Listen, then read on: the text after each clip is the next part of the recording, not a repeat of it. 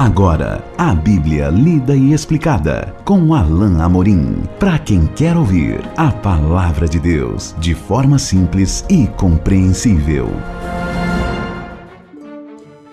Olá, meu querido ouvinte, minha querida ouvinte. Estamos de volta com mais um programa A Bíblia lida e explicada. Eu sou o pastor Alain Amorim. Nós vamos continuar o nosso estudo no Evangelho de Mateus, no capítulo 13. Continuando aqui a partir do verso 31 até o verso 35. Veremos aqui duas pequenas parábolas. Jesus continua ensinando por parábolas e veremos o ensino precioso que Jesus está nos trazendo para esse dia. Diz assim então a bendita palavra de Deus. Acompanhe a leitura na sua Bíblia. Outra parábola lhes propôs, dizendo: O reino dos céus é semelhante a um grão de mostarda, que um homem tomou e plantou no seu campo, o qual é, na verdade, a menor das sementes, e crescida é maior do que as hortaliças, e se faz árvore, de modo que as aves do céu vêm aninhar-se nos seus ramos. Disse-lhes outra parábola: O reino dos céus é semelhante ao fermento que uma mulher tomou e escondeu em 3 medidas de farinha, até ficar tudo levedado. Todas essas coisas disse Jesus às multidões por parábolas, e sem parábolas nada lhes dizia, para que se cumprisse o que foi dito por intermédio do profeta: Abrirei em parábolas a minha boca, e publicarei coisas ocultas desde a criação do mundo. Jesus traz aqui outras 2 parábolas, agora para falar não da mensagem ou de quem acolhe, mas do próprio reino. E ele então usa essas 2 parábolas para fazer comparações com o reino. Nós veremos que Mateus registra ainda outras parábolas com esse mesmo sentido, com esse mesmo propósito. Mas Jesus diz aqui: o reino dos céus é semelhante. Ele está comparando o reino de Deus, o reino dos céus, que ele já tinha dito para os discípulos de João, que havia sido inaugurado por ele mesmo, por Jesus. O que estava acontecendo ali era o reino de Deus que tinha tido seu início, não é? Mas que, como nós veremos, é algo que ainda vai crescer. É algo que começou pequeno e talvez pudesse parecer, digamos assim, aos olhos de alguns até mesmo tímido. E nós vamos perceber aos olhos de alguns, por exemplo, os líderes judeus, que a derrota de Jesus, ou seja, a sua morte na cruz, para eles é uma vitória. Eles irão pensar que conseguiram matar Jesus, que conseguiram encerrar a sua carreira e encerrar a sua influência.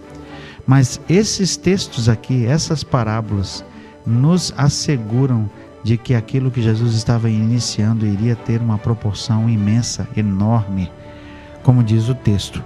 Então, ele diz que o reino dos céus é semelhante a um grão de mostarda. O grão de mostarda a mostarda, né? A semente da mostarda é uma semente muito pequena mesmo.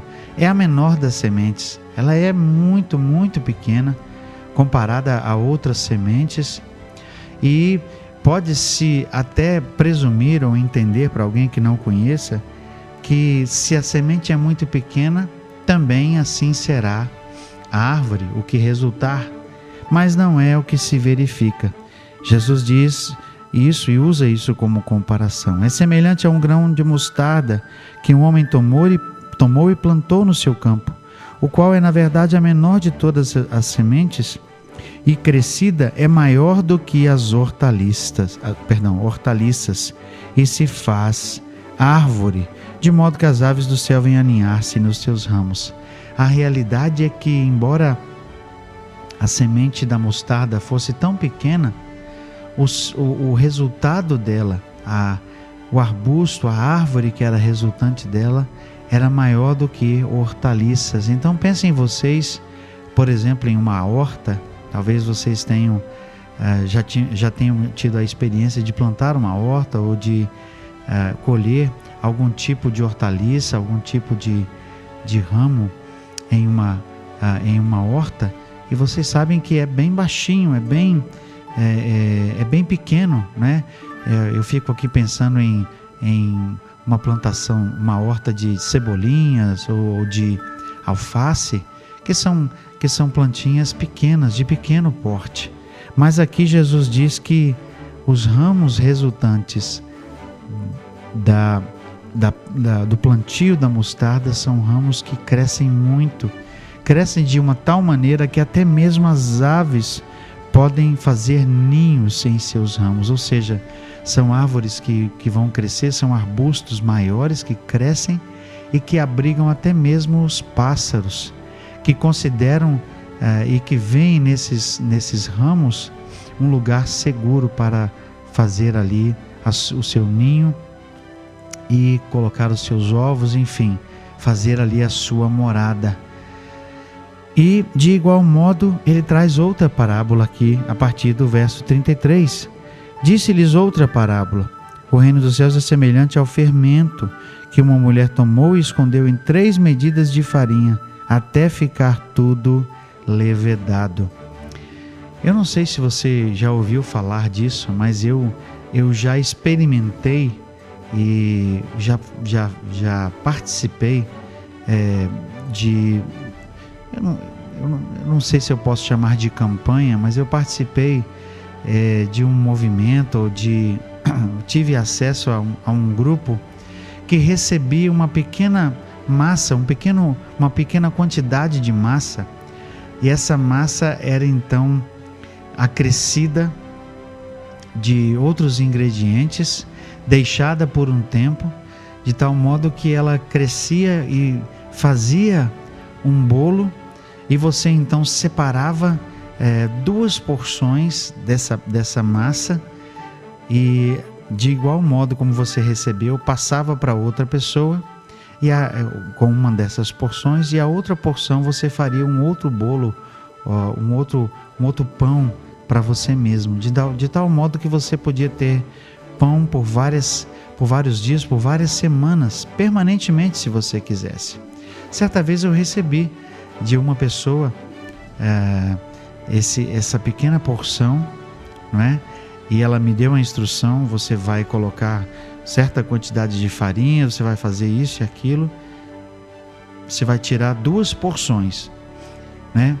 Uma você vai assar um bolo para você comer, 2 porções menores você vai separar. Uma você vai ficar para poder fazer o outro bolo, daí a alguns dias, não é? E outra você vai dar para outra pessoa para que ela possa também fazer. O fato é que essa é uma ilustração do modo como o reino de Deus cresceria. Ele seria como o fermento. Essas 3 medidas aqui, na verdade, eram uma boa quantidade de farinha, seria o suficiente para alimentar cerca de 100 pessoas. E a farinha em si não é nada, ela precisa do fermento para que ela possa crescer e possa realmente, o pão possa realmente ser fabricado e ele possa realmente alimentar as pessoas. Ou seja, a farinha em si não vai servir de nada, mas quando uma pequena parte de fermento é misturado a essa grande quantidade de farinha, então o alimento é produzido. E o que Jesus quis dizer é que assim seria com o reino. O reino começaria tímido, começaria pequeno, começaria com um homem, como foi com o Senhor Jesus. Um homem veio para fazer a diferença para o mundo inteiro. Um homem veio para entregar a sua vida.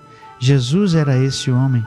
O começo do reino foi um começo tímido. Talvez alguns poderiam rir-se de Jesus ao pensar que ele estava ali com poucos discípulos, querendo trazer o seu ensino e fazer algum tipo de diferença, mas eles não tinham ideia de como isso tomaria proporções bem maiores, de como o reino cresceria. E Jesus traz com esses 2 ensinos aqui essa grande verdade. E ao encerrar essa pequena porção aqui no capítulo 13 de Mateus, Mateus registra, o fato de que Jesus disse essas coisas às multidões por parábolas, e sem parábolas nada dizia, para que se cumprisse o que foi dito por intermédio do profeta: abrirei em parábolas a minha boca, publicarei coisas ocultas desde a criação. O fato é que Jesus estava ensinando as verdades do reino por meio de parábolas, também como foi o propósito do próprio Deus. Ele cita aqui um texto do profeta Isaías novamente: abrirei a minha boca em parábolas, ou seja, o ensino seria por meio de parábolas, para que apenas aqueles realmente que eram designados por Deus pudessem compreender. Todos ouviriam, mas poucos compreenderiam o Evangelho. Jesus estava cumprindo mais uma porção da Escritura e, como o nosso autor, o Blomberg, nos lembra, era de maneira tipológica. Não é um cumprimento específico, mas um tipo de cumprimento para cumprir a realidade que estava acontecendo naquele tempo do profeta também.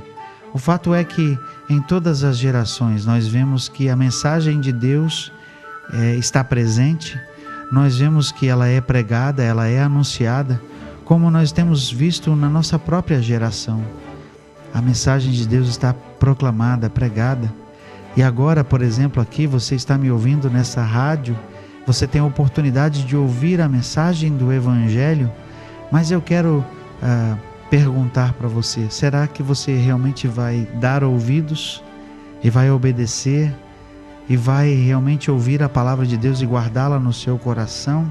Só Ele pode trazer o crescimento, só Ele pode trazer a semente que está sendo plantada para realmente produzir fruto. E eu pergunto a você: você está disposto para deixar germinar na sua vida, no seu coração, a semente que está sendo plantada? Você está dando ouvidos ao Senhor Jesus, à mensagem de Jesus? Veja que quase todas as parábolas estão terminando com aquela expressão: quem tem ouvidos, ouça. Ou seja, a quem realmente deseja ouvir é que realmente vai compreender a mensagem. Tomara que você seja uma dessas pessoas. Tomara que você seja alguém que está desejoso de ouvir a mensagem, de guardá-la no seu coração, de cumprir aquilo que Jesus te ordenar, de ser obediente e, sobretudo, de ser alguém que é salvo genuinamente por Jesus.